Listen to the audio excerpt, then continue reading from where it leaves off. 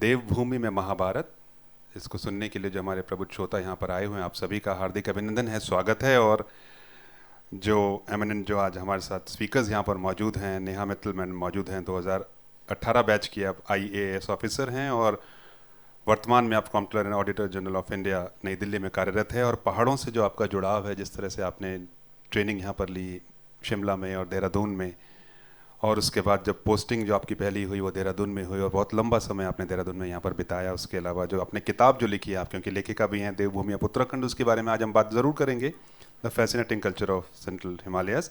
आपका बहुत बहुत स्वागत है एक बार पुनः मैम। और जो हमारे दूसरे पैनलिस्ट हैं, लोकेश वोरी सर किसी परिचय के मोहताज नहीं हैं, हमारे देहरादून के जाने माने एक शख्सियत हैं, जाने माने एंथ्रोपोलॉजिस्ट हैं, राइटर हैं, फिल्म मेकर हैं, इन्वायरमेंटलिस्ट हैं और एक्सटेंसिव ट्रैवलर हैं। और हिमालय को जितना अच्छा, शायद इस सभागार में जितने लोग बैठे हुए हैं, अगर ये कहूँ कि लोकेश सर ने जाना है तो मैं गलत नहीं होऊंगा। बहुत ज़बरदस्त ये काम करते हैं और अध्यापन भी आप करते हैं। और जिस तरीके से आपने south Asia institute university of Heidelberg में जिस तरीके से आपने डॉक्टरेट की डिग्री ली है और वहाँ पर आप अध्यापन भी करते हैं, जर्मनी में, US में जाकर के बच्चों को पढ़ाते भी हैं, तो ये हमारा सौभाग्य है कि आज आपसे भी हमें बहुत कुछ सीखने का मौका मिलेगा। और आपकी बहुत सारी किताबें भी जो प्रचलित हो चुकी हैं और जिसमें से 2-3 किताबों का यहाँ पर आज हम जिक्र भी करेंगे। आपका बहुत बहुत धन्यवाद और आपका स्वागत है सर। साथ में एक जाना माना नाम हमारे आशीष भंडारी जी जो हैं, जिनका जो पत्रकारिता में जो अनुभव है, लगभग 20 सालों का अनुभव है। NDTV के साथ आप रहे, न्यूज़ 18 के साथ रहे, जी न्यूज़ के साथ आप रहे, और उसके बाद आप इंडिपेंडेंट जब आप काम करते हैं, आप स्टोरी टेलिंग करते हैं। अभिव्यक्ति आपने एक मंच बनाया है जहाँ पर आप यंग अपकमिंग राइटर्स को मौका देते हैं स्टोरी टेलिंग का, और साथ में जो आपका पॉडकास्ट है बैक टू द रूट्स, उसमें भी आप काम करते हैं। वेलकम सर आशीष भंडारी जी। तो ये आज का जो सेशन है बहुत शानदार होने वाला है, और जैसा कि नाम ही बताता है कि देवभूमि में महाभारत, और जब हम महाभारत की बात करते हैं तो उसका जो व्याख्यान होता है वो हर जगह होता है, और जब महाभारत का जिक्र आता है और उत्तराखंड का जिक्र ना हो, देवभूमि का जिक्र ना हो, तो ऐसा नहीं हो सकता। तो अपनी बात को ज़्यादा ना कहते हुए सीधे पैनलिस्ट की तरफ बढ़ते हैं और नेहा मैडम से ही शुरुआत करते हैं कि जैसा मैं कह रहा हूँ कि जो मेरा पहला ही सवाल होगा कि जब हम हिमालयस की बात करते हैं तो जहाँ जम्मू कश्मीर से लेकर के पूरे नॉर्थ ईस्ट तक जो हिमालय की पूरी बेल्ट जाती है, तो उसमें एक जगह उत्तराखंड में जब वो हिमालय आता है तो वहाँ पर महाभारत का बहुत लक्ष्य होता है। तो इसके बारे में बताइए कि इतनी बड़ी हिमालयन बेल्ट में उत्तराखंड में जो रेलेवेंस है महाभारत का हिमालय के संदर्भ में। धन्यवाद गिरोला जी, बहुत ही इंटरेस्टिंग सवाल आपका। धन्यवाद गिरोला जी, बहुत इंटरेस्टिंग क्वेश्चन आपका। हेलो, आपने सही कहा कि हिमालय हेलो। की जो बेल्ट है वो जम्मू कश्मीर से लेके भूटान तक है, लेकिन ऐसा ही क्योंकि जो महाभारत के जो भी मेजर एपिसोड्स हुए हैं वो उत्तराखंड हिमालय में हुए हैं। तो इसका सबसे प्रमुख कारण है, अगर आप में से कोई गैस कर सकता है, एक बहुत ही प्रमुख कारण है इसका, वो है, हम बताइए। हाँ, गंगा। तो गंगा, रिवर गंगा, उसका हिंदू धर्म में बहुत ही महत्वपूर्ण स्थान है, द मोस्ट सेक्रेड रिवर। तो जैसे हम सबको कहानी पता है उसकी कि गंगा का अवतरण स्वर्ग से हुआ। राजा सगर थे, उनके 60,000 पुत्र थे जो भस्म हो गए, और उनकी आत्मा को शांति तब तक नहीं मिल सकती जब तक कि गंगा स्वर्ग से धरती पर नहीं आती। तो उनके डिसेंडेंट थे भगीरथ, उन्होंने बहुत ही कठोर तपस्या की और फाइनली वो गंगा को स्वर्ग से धरती पर लाने में सफल हुए। तो बाद में जो कहानी आगे बढ़ी और बाद में जो भी लोगों की जो मान्यताएं बनी, उसमें ये था कि गंगा अगर स्वर्ग से धरती पर आई है तो वो धरती से स्वर्ग पे भी ले जा सकती है। तो इसलिए जो भी डिवोटीज थे, जो भी धर्म को मानने वाले थे, उन्होंने अपनी जो भी यात्राएं की, तीर्थ यात्रा स्टार्ट हुई तो सबसे पहले गंगा द्वार से, जो हरिद्वार है, वहाँ से स्टार्ट की। वहाँ से उन्होंने स्टार्ट किया कि हम गंगा को उसके सोर्स तक, यानी कि स्वर्ग तक हम इसको ट्रेस करेंगे, और वहीं से यात्रा, जो तीर्थ यात्रा है जो आजकल हम देख रहे हैं उत्तराखंड में, उसका वहाँ से ओरिजिनेशन स्टार्ट हुआ।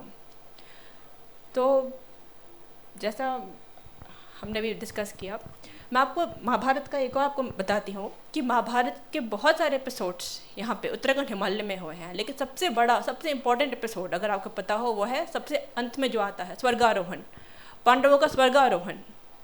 उनका स्वर्गारोहण भी यहीं से स्टार्ट हुआ। उन्होंने गंगा द्वार से स्टार्ट किया, हरिद्वार से स्टार्ट किया, वहाँ से चलते चलते चलते चलते गंगा के जो नदी है उसको ट्रेस करते करते करते वह बद्रीनाथ तक पहुँचे। वहाँ से कहते हैं कि जो बद्रीनाथ है, जो पहले बद्रिकाश्रम हुआ करता था, वो धरती और स्वर्ग के जंक्शन पे है। इसके आगे कोई भी मॉर्टल इंसान, मतलब कोई भी सामान्य इंसान आगे नहीं जा सकता। वो आगे जाएगा तो उसे मृत्यु होगी। बट अगर जो सबसे धार्मिक इंसान है, अगर आगे जाएगा, जाते जाते वो स्वर्ग पे भी जा सकते हैं। तो जैसे ही पांडवों ने बद्रीनाथ क्रॉस किया, वो आगे गए, माना तक गए। वहाँ पे सरस्वती नदी थी। वहाँ जैसे ही सरस्वती नदी पे पहुँचे तो भीम ने एक शिला को उठा के सरस्वती नदी पे डाला तो भीम पुल बन गया।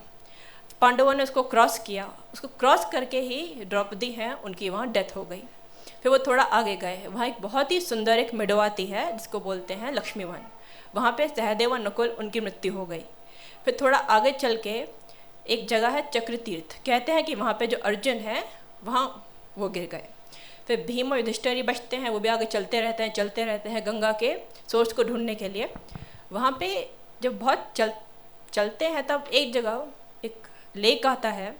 वहाँ पे रुक के भीम बोलते हैं भाई से अपने कि भाई मेरी पत्नी की मृत्यु हो गई है, मेरे भाइयों की मृत्यु हो गई है, मैं अब यहाँ पे और नहीं जीना चाहता, बट मुझे मृत्यु क्यों नहीं आ रही, आप मुझे बताइए।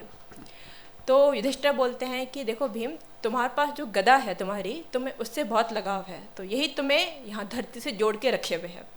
तो भीम ने जैसे ये बात सुनी, उन्होंने अपनी जो गदा है वो उठा के लेक है जो उसमें फेंक दी। जैसे ही उन्होंने उसको फेंका, वहाँ पे उनकी वहीं पे उसके शोर पे, लेक के शोर पे उनकी मृत्यु हो गई। अब से युधिष्ठिर बचते हैं। कहते हैं कि उस लेक जो आज सत्यपंथ के नाम से जाना जाता है, उसके पास सीढ़ियाँ हैं। वो एक ग्लेशियर है, स्वर्गारोहिणी ग्लेशियर बोलते हैं उसे। तो वहाँ पे वो चढ़ते गए और फाइनली उसके टॉप पर जाकर इंद्रदेव आते हैं अपने रथ के साथ, और फाइनली उनको वहाँ से वो स्वर्ग में ले जाते हैं। तो आप देखेंगे कि महाभारत और उत्तराखंड का सच में बहुत बड़ा एक गहरा संबंध है।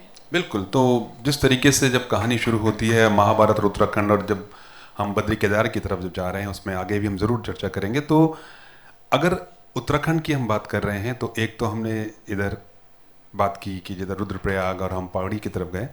लोकेश सर, आपसे की तरफ मैं आता हूं, और आप एक एंथ्रोपोलॉजिस्ट हैं, और जिस तरीके से आपने जो दूसरा क्षेत्र है उत्तराखंड का, जो जौनसार बाबर का क्षेत्र आता है, वहाँ पर आपने एक्सटेंसिव काम किया है। तो हनोल थडियार के बारे में, जो पांडवों से जुड़ी हुई जो कथा है, उसमें जो आपने जो शोध किया है, मैं चाहूँगा कि जो हमारे श्रोता हैं, खासतौर से जो बच्चे हैं, उनको बताएं कि हनोल कितना रेलेवेंट है महाभारत में। जी, तो जैसे नेहा जी बोल रही थी, ये उत्तराखंड एक ऐसा क्षेत्र है जहाँ पर आज भी पांडव लीला जो है वो एक जीवंत प्रथा है। तो मतलब ये हैरानी की भी बात है, क्योंकि जब हम महाभारत की प्रथा को, महाभारत की ट्रेडिशन को स्टडी करते हैं उत्तराखंड में, तो उसमें सवाल ज़्यादा उत्पन्न होते हैं जब आप कम मिलते हैं। और उन सवालों में एक ये बड़ा सवाल है कि कुरुक्षेत्र में वो एक जीवित प्रथा नहीं है, महाभारत या इंद्रप्रस्थ में एक जीवित प्रथा नहीं है, या हस्तिनापुर जो कि मेरठ के पास है वहाँ पे भी एक जीवित प्रथा नहीं है। लेकिन गढ़वाल में ख़ास तौर से ये एक बहुत ही जीवित प्रथा है। और जौनसार बाबर की जब बात करते हैं तो जौनसार बाबर एक तरह का ट्रांजिशन जोन है जहाँ पे कल्चर ट्रांजिशन कर रहा है। संस्कृति जो है वो पांडव लीला की संस्कृति से जो देवी देवता संस्कृति है, जो कि हिमाचल में ज़्यादा प्रचलित है, उसकी तरफ जाती हुई संस्कृति हमको दिखती है। तो ट्रांजिशन जोन्स में जहाँ पे एक संस्कृति दूसरी संस्कृति से मिल रही होती है, वहाँ पे उस संस्कृति को जब हम देखते हैं और उसको स्टडी करते हैं तो हमें बहुत सारी इंटरेस्टिंग चीज़ें दिखाई देती हैं। जैसे कि पहले मुझे लगा कि ये महासु देवता का क्षेत्र है और यहाँ देवी देवता संस्कृति ही जो प्रचलित है। आपको एक बात बताऊं कि जो उत्तराखंड में जब मैं कहता हूं कि महाभारत की जो कथा है वो जीवंत है, आज भी Mahabharata tradition is alive, it is a living tradition, तो मैं इसलिए कहता हूँ क्योंकि जब हम देवभूमि की बात करते हैं तो देवभूमि अक्सर हम ये मान लेते हैं कि हम देवभूमि उत्तराखंड को इसलिए कहते हैं कि यहाँ पे बद्रीनाथ, केदारनाथ, गंगोत्री, यमुनोत्री है, 4 धाम हैं हमारे पास, इसलिए ये देवभूमि है। लेकिन मेरा शोध जो है वो ये कहता है कि देवभूमि इसलिए है क्योंकि यहाँ हजारों देवी देवता हैं, हर पट्टी में, हर कुछ गाँव में, हर क्षेत्र में अपने स्थानीय देवी देवता हैं। ठीक है, वो हम केदारनाथ को मानते हैं, शिव का रूप मानते हैं, हम बद्रीनाथ को विष्णु का रूप मानते हैं, लेकिन जो गांव-गांव में अपने स्थानीय देवी देवता हैं और वो देवी देवता हमारे शरीर में भी प्रवेश कर जाते हैं। जब ये पोजेशन रिचुअल होता है, जब फेस्टिवल्स होते हैं, ख़ास तौर से पांडव लीला जब होती है, तो पांडव लीला आपको कहीं देखने को नहीं मिलेगी। दशहरा होता है, पूरे देश में जगह जगह पे रामलीला का मंचन होता है, लेकिन पहाड़ों में जगह जगह पे पांडव लीला का मंचन होता है। और किसी को द्रौपदी, किसी को अर्जुन, किसी को युधिष्ठिर, ये पांडव लोगों के शरीर में प्रवेश कर जाते हैं, पोजेशन रिचुअल हो जाता है। तो जौनसार में मुझे लगा कि नहीं, यहाँ तो महासु ट्रेडिशन है, लेकिन फिर एक टेक्स्ट मुझे मिला जिसका नाम था पंडवान। तो पंडवान से एकदम मुझे पांडवों की याद आई और उस टेक्स्ट को मैंने समझने, क्योंकि हम लोग एंथ्रोपोलॉजिस्ट हैं, ओरल ट्रेडिशन के साथ काम करते हैं कि जो लोग गा रहे हैं, जो लोग बोल रहे हैं, उसको डॉक्यूमेंट करते हैं, समझने की कोशिश करते हैं। तो पंडवान की जो कहानी बहुत ही इंटरेस्टिंग है, बहुत ही लंबी कहानी, 14 दिन तक उसको लगातार गाया जाता है पूरी रात, तो उसमें मैं नहीं जाऊंगा, लेकिन कहानी अपने आप में बहुत इंटरेस्टिंग है। महाभारत की ही कहानी है कि 2 भाई हैं, कौरव पांडव, और इस क्षेत्र में रीजनली भी लोग अपने आप को ऐसे ही आइडेंटिफाई करते हैं कि नदी के इस निचले जो जगह है उस पर रहने वाले लोग कहते हैं कि हम तो पाशी हैं, और जो दूसरे छोर पे रहने वाले लोग हैं वो कहते हैं कि हम शाठी हैं। तो आप गांव-गांव में जाएंगे, आपको शाठी पाशी का डिस्टिंक्शन मिलेगा। They believe that the Kauravas were 60 in number and not 100। तो इसलिए शाठी 60 से आता है, और जो पांडव हैं वो 5 ही हैं। तो 5 पांडव और 60 कौरव, और इनके आपस का युद्ध हुआ। लेकिन अगर आप उसी जो ऑल्टीट्यूड है, वर्टिकलिटी है, उससे थोड़ा नीचे चले जाएं तो जो पाठी हैं वो शाठी हो जाते हैं। मतलब अगर आगे भी एक नदी है तो जो अभी अपने आप को कौरव आइडेंटिफाई कर रहे हैं, बाद में वो तो नीचे वाले उनको कहेंगे कि नहीं ये कौरव है और पांडव तो हम हैं। तो इस तरह से ये बदलता भी रहता है, और बड़ी इंटरेस्टिंग कहानी है, लंबी कहानी है, तो क्योंकि टाइम लिमिटेड है तो मैं दूसरे स्पीकर्स का टाइम नहीं लेना चाहूँगा, लेकिन ब्रीफ में बता देता हूँ कि जौनसार बावर की जो पंडवान है उसमें जब मैं पहली बार उस एरिया में रिसर्च करने जा रहा था तो मुझे किसी ने कहा कि तुम वहाँ मत जाओ, वहाँ पे तो जो महिलाएं हैं वो लोगों को मेंढक बना देती हैं। और तो खासकर यंग बॉयज़, जौनसार बावर के बारे में एक स्टीरियोटाइप है कि जो यंग बॉयज़ उस एरिया में जाते हैं तो वहाँ की महिलाएं उनको पकड़ के अपने वश में कर लेती हैं और मेंढक बना देती हैं। और जब पंडवान मैंने पढ़ना शुरू किया तो उसमें यही कहानी कहीं से आई कि जो दुर्योधन की वाइफ थी, जब युद्ध हो गया उसके बाद पांडव थे वो छोटे से गांव में रहने लगे, खुश थे। मतलब हारने के बाद, मतलब जो उनका लैंड चला गया, वो सब कुछ हार गए, फिर भी वो खुश थे। और जो विलेन है इस पूरी कहानी में वो नारायण है, वो कृष्ण है। मतलब उन्होंने युद्ध करवाया कि पहले वो पांडवों के पास गए, उन्होंने कहा ये तो खुश हैं, कौरवों के पास गया, उन्होंने कहा कि नहीं ये तो खुश नहीं लगते हैं। तो उन्होंने दुर्योधन की पत्नी को बोला कि तुम कुछ करो क्योंकि पांडव तो बहुत खुश हैं। तो दुर्योधन की पत्नी ने उनको बुलाया और उनको मेंढक बना दिया। तो बहुत लंबी कहानी है, बहुत सारे एपिसोड्स इसमें हैं, पर मैं उसमें नहीं जाऊंगा। और उनको, क्योंकि वो एक सरपेंट क्वीन थी, तो उसने उनको नागलोक में भेज दिया, नेदर वर्ल्ड में भेज दिया मेंढक बनाकर। और फिर लेकिन उसमें पांडवों की एक बहन भी है जिसका नाम है रूपला। तो फिर नारायण रूपला के पास जाते हैं कि अब तो तुम्हारे भाई तो गायब हो गए, अब तुम कुछ करो। तो द्रुपला का जो बेटा है दयासुरी, वो कहता है कि मैं अपने मामा लोगों को वापस लेके आऊँगा जहाँ भी वो हैं। फिर वो उनकी खोज में निकलता है और वो अपने आप में बड़ी इंटरेस्टिंग स्टोरी है कि वो कैसे जाता है और उनको नेदर वर्ल्ड से कैसे निकाल के लाता है और फिर वो मेंढकों से मनुष्य बनते हैं। तो ये हर जगह महाभारत के वेरिएशंस हैं, रीजनल वेरिएशंस हैं, and there are thousands and thousands of versions of Mahabharat. वो जो B.R. चोपड़ा ने महाभारत बनाई वही महाभारत नहीं है। तो ये हमें समझने की आवश्यकता है। बिल्कुल, तो बहुत इंटरेस्टिंग तरीके से लोकेशन ने बताया है। और महाभारत में बहुत सारी जो चीज़ें निकल करके आती हैं, स्टोरी टेलिंग की अगर हम बात करते हैं तो बहुत प्रोमिनेंटली महाभारत उत्तराखंड के परिप्रेक्ष्य में बहुत रिलेवेंट हो जाता है। और जब हम स्टोरी टेलिंग की बात कर रहे हैं तो यहाँ जेन जी तो मैं थोड़ा कम देख रहा हूँ, लेकिन जेन अल्फा में बहुत सारे देख रहा हूँ। तो अब स्टोरी टेलिंग की अगर हम बात करते हैं तो हमारे साथ एक जाने माने स्टोरी टेलर आशीष भंडारी जी भी हैं। और जिस तरीके से आज का जो मीडियम है, इंस्टा की हम बात करें या फेसबुक की बात करें, ट्विटर की बात करें, तो वो रील्स की बात करें तो बड़े प्रोमिनेंटली आप एक्टिवली इसमें काम करते हैं और अभिव्यक्ति जो आपका स्टोरी टेलिंग का माध्यम है।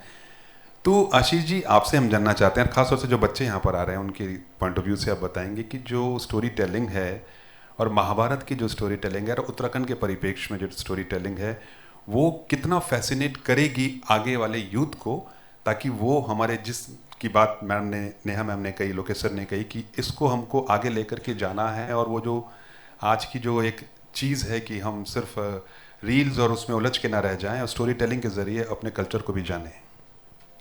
धन्यवाद नवनीत जी, बहुत बहुत शुक्रिया आप सबका। और जैसा कि मेरे को पैनलिस्ट ने बताया, एक बहुत अच्छा बेस तैयार हो गया है। और मुझे बहुत खुशी हुई देखकर कि स्कूल के स्टूडेंट्स जब आप लोग एंटर कर रहे थे, पहले मैं थोड़ा घबराया हुआ था कि मैं इन लोगों से बात कर रहा हूँ, but now I feel more comfortable talking to you guys, because story telling की जब हम बात करते हैं, can I know who is the youngest in the room right now? Approximately बता दो। कौन किसे लगता है कि वो सबसे यंग है इस रूम में? नहीं, वो बर्थ सर्टिफिकेट दिखाना पड़ेगा उसके लिए। अरे सर, चलिए, सर ने बात ही खत्म कर दी। नहीं, but why I am talking to you guys is because story telling एक ऐसा माध्यम है, कहानियों के ज़रिए हम बहुत गहरी से गहरी बातें और बहुत रिसर्च बेस्ड बातें, साइंटिफिक टेम्परामेंट वाली बातें बहुत आसान शब्दों में एक बहुत बड़े वर्ग तक पहुंचा सकते हैं। और कहानियाँ इसलिए भी इंटरेस्टिंग होती हैं क्योंकि कहानियाँ कुछ इस तरह से फॉर्म की जाती हैं कि वो हमें याद रहती हैं। शायद कुछ फैक्ट्स याद ना रहें, शायद कुछ इंपॉर्टेंट इन्फॉर्मेशन याद ना रहे, शायद कुछ क्रोनोलॉजी हमें याद ना रहे, पर कहानियाँ हमें याद रहती हैं क्योंकि वो या तो काव्य के माध्यम से होती हैं या फिर एनेक्डोट्स होते हैं, उसमें कुछ ऐसे सीन्स होते हैं, ऐसे पात्र होते हैं जो हमें याद रहते हैं। जैसे सर ने बताया कि B.R. चोपड़ा की महाभारत के बियॉन्ड भी महाभारत के पात्र हैं और महाभारत की कहानियाँ हैं। तो एक ऐसी कहानी मैं आपसे शेयर करूंगा कि जैसे सर ने बताया, अभिव्यक्ति जो हमारा स्टोरी टेलिंग प्लेटफॉर्म है, कल दिल्ली गुड़गांव में उसका एक शो था, तो मैंने एक छोटी सी कहानी वहाँ पे सुनाई थी जो आप लोगों को, स्पेशली जो पीछे बैठे हैं ग्रीन कोट्स में, उनको मैं सुनाना चाहूँगा। हो सकता है कुछ लोगों ने पहले भी सुनी हो, बट इसे स्टोरी की तरह सुनिए और हो सके तो एंजॉय कीजिए, याद रखिए। ये कहानी है एक ऐसी जगह की जो यहीं जौनसार बावर की है। एक छोटी सी जगह है जिसे कहते हैं लाखा मंडल। ठीक है, सुना है नाम, गए भी होंगे, कई लोग जानते होंगे इसके बारे में। तो जब आप उस टेरिटरी से गुजरते हैं और उस जगह पहुंचते हैं तो उसका एक बहुत बड़ा उल्लेख महाभारत में है कि यहाँ पांडव भी आए थे, और वो योद्धा के तौर पर नहीं आए थे, राजाओं के तौर पर नहीं आए थे, वो थके हुए यात्री के तौर पर आए थे जब वो अपनी स्वर्ग यात्रा पर निकल रहे थे, ऐसे जंगलों से गुजरते हुए जहाँ शायद सूर्य की किरणें ना पहुँच पाएँ। दूर दिखता था उन्हें कि सफ़ेद और सुनहरी चोटियाँ हैं, जैसे कि स्वर्ग ने अपने आधे द्वार खुले रखे हों। तो उन्हें वहाँ तक पहुँचना था, और पहुँचते पहुँचते एक शाम जब सूरज ढल रहा था तो वो लाखा मंडल जहाँ पर है उस गांव में पहुँचे। बड़ा सूना सा गांव था, बहुत शांति थी वहाँ पे, लेकिन शांति सुकून वाली नहीं थी, दुख भरी शांति थी। मायूस चेहरे, सूने घर। एक ऐसे किसी घर में वो दस्तक देते हैं, वहाँ से एक बूढ़ी औरत बाहर निकलती है। तो सारे पांडव कहते हैं कि माता जी, हमें रात का आश्रय और कुछ खाने को मिल सकता है? तो बूढ़ी औरत थोड़ा सोचती हैं, घर में झांकती हैं तो मुट्ठी भर आटा मिलता है, उसी को गूंद के एक रोटी बनाकर वो कांपते हाथों से पांडवों के पास जाती हैं, कहती हैं कि मैं तो आपको यही दे सकती हूँ। तो भीम वो रोटी अपने हाथ में लेते हैं और वो उनको बहुत दुख होता है इस बात का। वो पूछते हैं कि माता जी क्या आप यही खाती हैं, यही आपका भोजन है? तो कहती कि हाँ, यही मुझे जीवित रखता है। तो भीम उस करुणा के भाव से, उस क्रोध के भाव से ज़मीन पर अपनी गदा इतनी इस वेग से मारते हैं, इस जोर से मारते हैं कि वहाँ एक बहुत ही सुंदर पानी की धारा निकलती है, जैसे आमतौर पर तीर्थ स्थानों में होती है ना, साफ सुंदर बिल्कुल चांदी सा चमकता पानी। और ये देखकर वो बूढ़ी औरत खुशी के मारे उनके आंसू निकल आते हैं, वो उनके मुंह से निकलता कि काश मेरे पति ये देख पाते। तो पांडव कहते हैं कहाँ हैं आपके पति, हम बताइए, हम लेकर आते हैं उन्हें। कहते तो कई साल पहले गुजर गए। ये सुनकर युधिष्ठिर जाते हैं, उसी जलधारा के पास बैठकर तप करते हैं, मेडिटेट करते हैं, और उनकी मेडिटेशनल पावर से उसी जलधारा में से एक प्रकाश की आकृति बनती है जो उस बूढ़ी औरत के पति की होती है। वो देखकर वो आंखें बंद करती है, उनकी आंखों से आंसू आ रहे हैं, और उसी प्रेम में, उसी भाव से वो भी एक प्रकाश का स्रोत बनकर उसी प्रकाश में विलीन हो जाती हैं, और उसी क्षण वो जमीन, वो भूमि एक तीर्थ स्थल बन जाती है। जिसे कहते हैं कि लोकल लैंग्वेज में कि लाखों आत्माओं का मिलन जहाँ है, बहुत सारी आत्माओं का मिलन जहाँ आत्मा, शरीर और सत्य सब मिलते हैं, वो लाखा मंडल है। इससे जुड़ी एक कहानी लाक्षागृह वाली भी है, पर उसके भी कई सारे अलग वर्जन्स हैं। पर इसे रैप करते हुए इतना ही कहूँगा कि पांडवों ने अपना राज त्यागा, धन संपत्ति सब कुछ त्याग दिया, लेकिन लाखा मंडल में आकर उन्होंने अपने अहंकार को त्यागा, ऐसी मान्यता है। जब उन्होंने वहाँ पे एक शिला स्थापित की, उसमें जल चढ़ाया, जहाँ आज एक शिव जी का मंदिर है, कहते हैं कि उस शिवलिंग में आज भी अगर आप जल डालते हैं तो आपको एक प्रतिबिंब नजर आता है, एक शक्ल नजर आती है। तो वो शक्ल कहते हैं आपकी खुद की नहीं है, वो भगवान शिव भी नहीं है, वो शायद आपकी अंतरात्मा का रिफ्लेक्शन है जो आपको दिखता है। ऐसी मान्यताएं हैं, ऐसी मान्यता है। तो that was the place where Pandavas renounced their ego. That was, I think, the last thing that was left with them. कि हो सकता है भाई पांडवास वर सुपर ह्यूमंस ना, अपने अपनी कलाओं में पारंगत थे, तो थे तो इंसान ही। हो सकता है उनमें अहंकार हो कि सबसे शक्तिशाली, सबसे बड़ा योद्धा, सबसे बड़े धर्मराज युधिष्ठिर, सब पांचों भाई एकदम perfect Avengers type.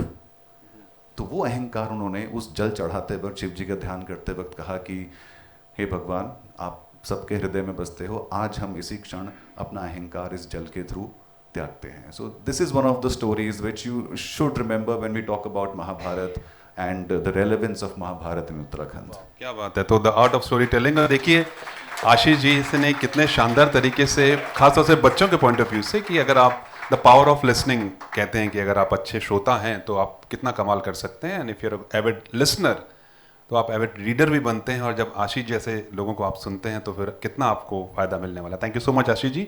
Neha ji, मैं आपकी तरफ लौट करके आता हूँ, और मैं जानता हूँ कि आप IAS रही हैं और अभी लगातार काम कर रही हैं, और आप इतनी एडमिनिस्ट्रेटिव काम में उलझी भी रहती हैं, उसके बावजूद जिस तरह की किताब आपने जो लिखी है देवी में उत्तराखंड, और उसमें fascinating culture of central Himalayas, तो ये समय आपने कैसे निकाला, और जो महाभारत का जो रेलेवेंस आपने इस किताब में दिया है, हम ज़रूर चाहेंगे कि हमारे लिसनर्स के साथ आप शेयर किए कि इतने बिजी शेड्यूल में आपने इतनी शानदार एक किताब लिखी है।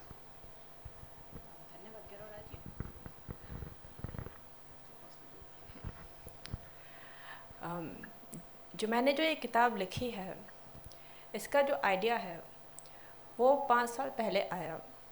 मेरी पहली पोस्टिंग हुई थी देहरादून में 2020 में।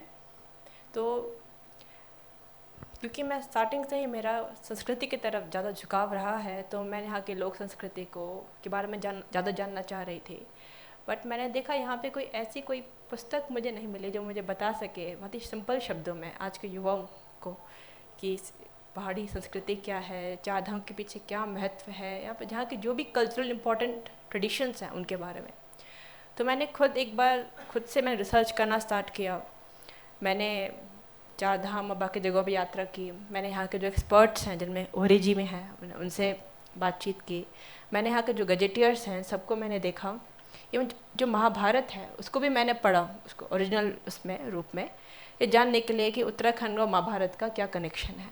तो जो जो मुझे इंसाइट्स हुई, जो भी नॉलेज मैंने गेन की, तो मुझे लगा कि इसको एक किताब के रूप में मुझे शेप देनी चाहिए, ताकि जो यहाँ के जो युवा हैं और जो बाहर से जो लोग आते हैं, चाहे वो पिलग्रिम्स हो या टूरिस्ट हो, उनको एक डीप अंडरस्टैंडिंग हो यहाँ के रिच कल्चर के, और ताकि उनका ध्यान भी लगा रहे उसमें, वो बहुत जल्दी बोर ना हो। तो इसलिए उसको एक रीडर फ्रेंडली वे में बनाने के लिए मैंने उसमें इलस्ट्रेशंस, पिक्चर्स, मैप्स और ये सब भी मैंने इंक्लूड किए। तो मेरा बहुत ही अच्छा एक्सपीरियंस रहा इस किताब को लिखने के पीछे। I am very happy and proud also कि ये फाइनली इस किताब ने शेप लिया और ये 2023 में लॉन्च हुई। तो महाभारत की बात की जाए, क्योंकि मैंने जब मैं रिसर्च कर रही थी, मैंने महाभारत को ओरिजिनल रूप में पढ़ा, तो मैंने देखा कि उत्तराखंड और महाभारत में जो रिलेशन है वो बेसिकली 3 तरह से है। पहला तो अगर आप महाभारत को पढ़ेंगे तो आप जानेंगे कि यहाँ पे सबसे इम्पोर्टेंट एपिसोड्स महाभारत के, चाहे वो पांडवों का वनवास हो, चाहे वो अर्जुन का जो पशुपातास्त्र को करने के लिए जो तपस्या थी वो हो, और चाहे वो भीम और हनुमान का मिलन और संवाद हो, और सबसे इम्पोर्टेंट स्वर्गारोहण। इस सारे काफ़ी मेजर एपिसोड्स यहाँ पे उत्तराखंड में हुए हैं। ये महाभारत की कहानी को पढ़ के पता चलता है। दूसरा रिलेशन है जो यहाँ के जो स्थानीय लोग हैं, यहाँ के स्थानीय जो प्रथाएं हैं, जो स्थानीय वर्जन्स हैं, वो है। जैसे कि ओरी जी ने बताया, यहाँ पे लोकल महाभारत क्लासिकल महाभारत से डिफरेंट है। जैसे क्लासिकल महाभारत आप देखेंगे कि कौरव को 100 मानते हैं, यहाँ पे 60 मानते हैं। वहाँ पे दुर्योधन और कौरवों के सबसे बड़े वो हैं विलन के रूप में है, यहाँ पे कुछ लोग दुर्योधन को भी पूछते हैं। तो इस टाइप के जो लोकल अडेप्टेशंस हैं, लोकल स्टोरीज़ हैं, वो यहाँ पे बहुत जुड़ी हुई हैं। फिर यहाँ पे लोकल वर्जन्स भी हैं कि महाभारत की काफ़ी सारी चीज़ें यहाँ पे उत्तराखंड में हुई हैं। आप पांडुकेश्वर में जाएंगे, वहाँ पांडु की मृत्यु हुई, पांडवों का जन्म हुआ। आप लाखा मंडल में जाएंगे, आपको पता चलेगा कि यहाँ लाक्षागृह का एपिसोड हुआ। आप व्यास गुफा में जाएंगे तो वहाँ को पता चलेगा कि यहाँ पे व्यास जी ने महाभारत लिखी। और जो तीसरा रिलेशनशिप है उत्तराखंड और महाभारत का, वो है यहाँ की जो संस्कृति है, जो लिविंग ट्रेडिशंस हैं। चाहे वो पांडव नृत्य हो, जहाँ पे पांडव पोजेस करते हैं यहाँ के प्रीस्ट को, और जो महाभारत इनैक्ट होती है। कुछ यहाँ पे जैसे कि जौनसा बावर की तरफ जाएंगे तो वहाँ पे पांडव प्रथा या पॉलीएंड्री वो होती है। यहाँ पे कुछ जो स्थानीय देवता हैं, चाहे जाख देवता हैं जो गुप्तकाशी में, रुद्रप्रयाग में है, उनको बबरीक हैं जो महाभारत के ही कैरेक्टर हैं, वो वहाँ पे पूजे जाते हैं। तो उत्तराखंड और महाभारत का सच में आप देखेंगे तो बहुत ही गहरा संबंध है, और इसका कुछ संबंध मैंने अपनी किताब में भी लाने की कोशिश की। धन्यवाद। हेलो। तो जिस तरीके से हम स्टोरी टेलिंग की बात करते हैं, और अगर हम सेशन की बात करें कि उत्तराखंड में महाभारत, तो न जाने कितने सेशन हमें ऐसे करने पड़ेंगे, और वो शायद प्रथाएं कम भी नहीं होंगी। लेकिन लोकेश सर, मैं एक बार फिर दोबारा से आपकी तरफ आता हूँ कि क्योंकि देखिए सारी चीज़ें स्टूडेंट्स को लेकर के होती हैं, और मोटिव हम सब का यही रहता है कि जो यूथ है आज का, वो किसी तरीके से हमारे कल्चर ट्रेडिशन को जाने। तो जो थिएट्रिकल आर्ट फॉर्म है, और क्योंकि आप एंथ्रोपोलॉजिस्ट हैं, राइटर हैं, एक्सटेंसिव ट्रैवलर भी हैं, और आपने उत्तराखंड हिमालय उसको बहुत पढ़ा है, जाना है, देखा है, तो यहाँ की जो थिएट्रिकल आर्ट फॉर्म है जिसमें महाभारत का बहुत सुंदर वर्णन आता है, चक्रव्यूह। तो हम जाएंगे as an expert of this art form जो आपने वहाँ पे देखा है, डिज़ाइन किया है, तो चक्रव्यूह की जो रेलेवेंस है उसके बारे में कुछ बताइए।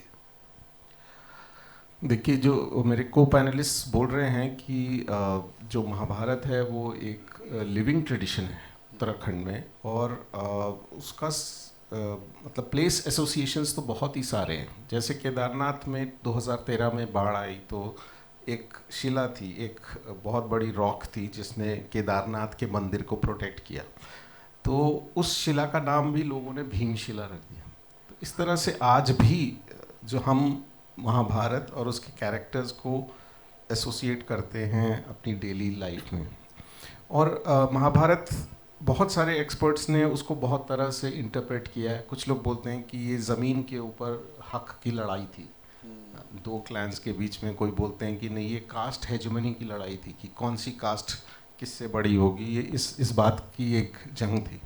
लेकिन उत्तराखंड में मैं ये देखता हूँ कि जो महाभारत ट्रेडिशन है वो एक मॉरल डिलेमास की ट्रेडिशन है कि हम सबकी जीवन में कहीं ना कहीं एक क्षण आता है जब हमको चॉइस लेनी होती है कि हम मॉरल डिलेमा में होते हैं कि ये करूं या ये करूं, ये सही है या ये सही है। तो उन मॉरल डिलेमास को हैंडल करने के लिए ये एक ट्रेडिशन है। और ऐसा माना जाता है कि पांडुकेश्वर जो स्थान है जोशीमठ के नीचे, पांडु जो थे, पांडवों के जो वो एंसेस्टर्स थे, उनका जन्म वहाँ पे हुआ। और उस लिहाज से जितने भी लोग गढ़वाल में रहते हैं वो स्वयं को ये मानते हैं कि हम पांडवों की ही संतान हैं। तो पांडवों को अपना एंसेस्टर्स मानते हैं। और जो चक्रव्यूह का जो ट्रेडिशन है वो पांडवों के राजा पांडु का श्राद्ध है, एक तरह से श्राद्ध की सेरेमनी है कि किस तरह से हम उनकी जो आत्मा है, उनकी जो उसकी शांति के लिए हम प्रार्थना करें। और उत्तराखंड की जो महाभारत परंपरा है वो चक्रव्यूह पे अंत हो जाता उसका, कि चक्रव्यूह की कहानी हम सभी जानते हैं कि अभिमन्यु जो कि चक्रव्यूह भेदने की कला तो जानता था, लेकिन चक्रव्यूह से बाहर निकलने की कला उसको नहीं पता थी। लेकिन उस दिन कौरवों ने अर्जुन को कहीं और उलझा लिया और इस वजह से अभिमन्यु ही बचा जो कि चक्रव्यूह भेद सकता था। और उसी दिन उन्होंने चक्रव्यूह की रचना की और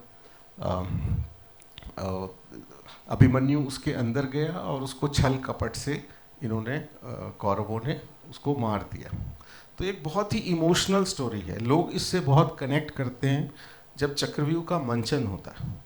और रिचर्ड शेखनर एक थिएटर एक्सपर्ट हैं, बहुत ही बड़े थिएटर पे उन्होंने बहुत कुछ लिखा है।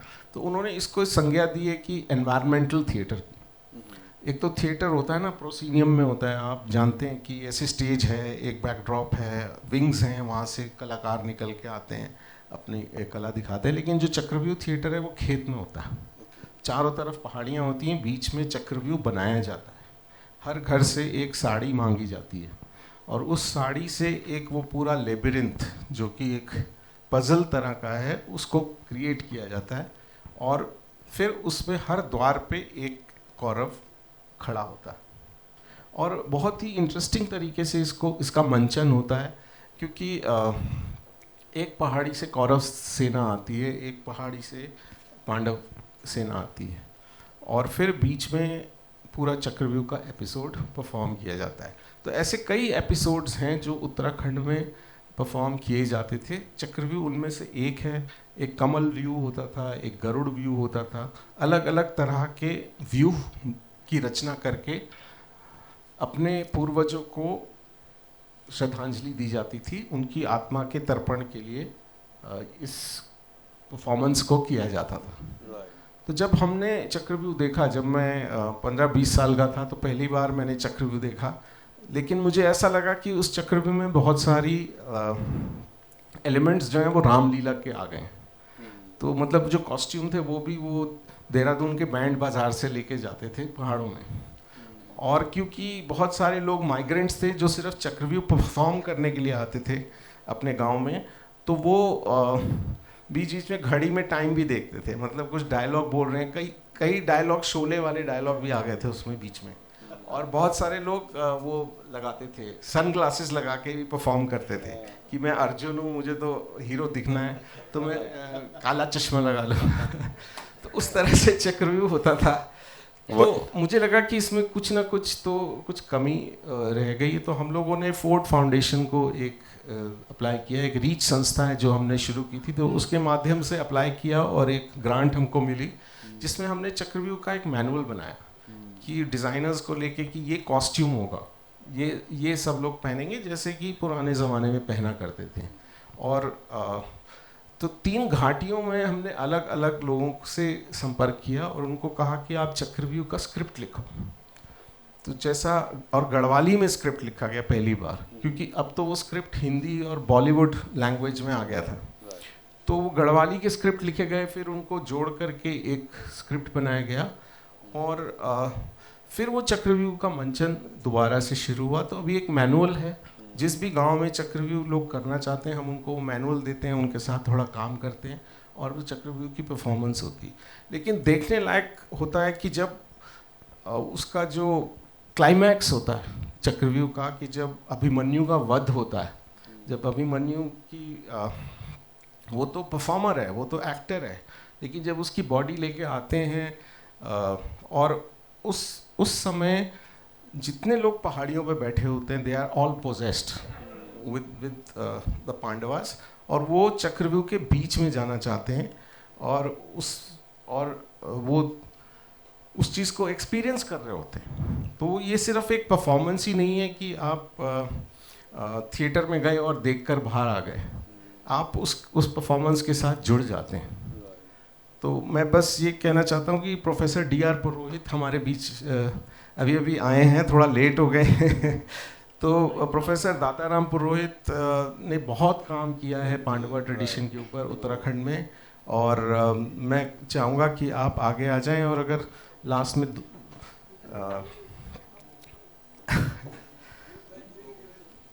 इधर है, इधर आइए।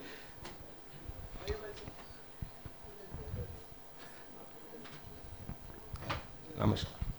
तो वाह, क्या बात है। देखिए, चक्रव्यूह का जिक्र हो रहा है, और जिन्होंने, जैसे लोकेश सर ने बताया कि डॉक्टर D.R. पुरोहित सर ने बहुत एक्सटेंसिव उसमें भी काम किया है। जो टीम तैयार की है, उसका डायरेक्शन जो है जिस तरीके से किया है डॉक्टर राम पुरोहित सर ने भी, और बहुत बड़े साहित्यकार हैं और थिएटरिस्ट हैं, तो आपका भी वेलकम है सर।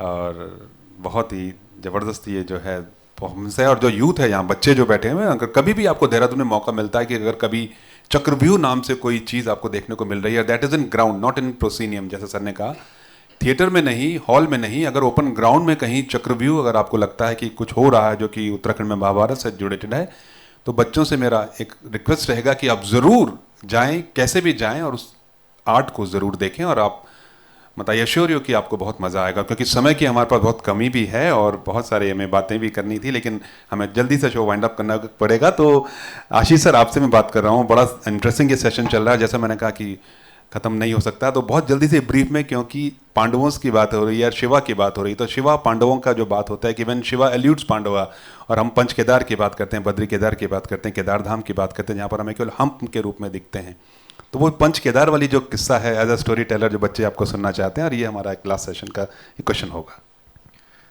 तो पहले ही बता दिया, समय कम है, तो संक्षिप्त में ये कहानी छोटी सी सुना देता हूँ आपको।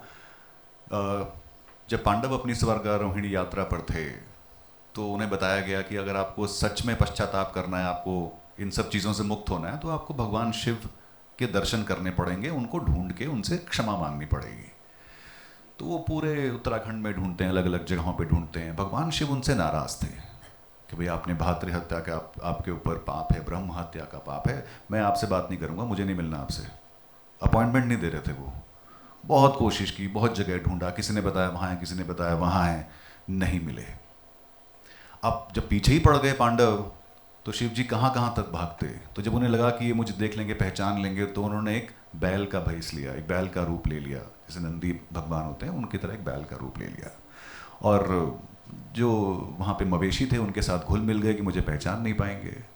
पर पांडव, जैसे मैंने कहा, एवेंजर्स तो थे अपने ज़माने के, तो भीम ने उन्हें पहचान लिया। उन्होंने कहा कि वो एक बैल है जो मुझे कुछ अलग लग रहा है, वो है शिव भगवान। अब कैसे पता लगाते, एक कहानी ये भी कहती है कि उन्होंने अपने शरीर को बड़ा किया और दोनों पहाड़ों पे अपने एक पैर रखे और कहा कि इनको निकलने दो मेरे पैर के नीचे से, सारे मवेशियों को। सब निकल गए, एक बैल रह गया। कहा यही शिव जी हैं। अब वो उनको पकड़ने के लिए दौड़े, उनके पैर पकड़े, उनका हम्प, उनका जो कुबड़ होता है बैल का, वो पकड़ लिया। अब उसी क्षण शिव जी ने क्या किया कि वो ज़मीन में समाना शुरू कर दिया। अब क्योंकि भीम ने उनका कुबड़ पकड़ा हुआ था, तो वो कुबड़ एक जगह रह गया और उनका जो शरीर था वो डिसइंटीग्रेट होके 5 अलग अलग जगहों पर निकला। तो जहाँ वो कुबड़ ज़मीन के ऊपर बचा रह गया, उस जगह पर आज केदारनाथ का धाम है, जहाँ पे कहते हैं कि वो जो शिला है, वो जो शिवलिंग है, वो कुबड़ की शेप का है।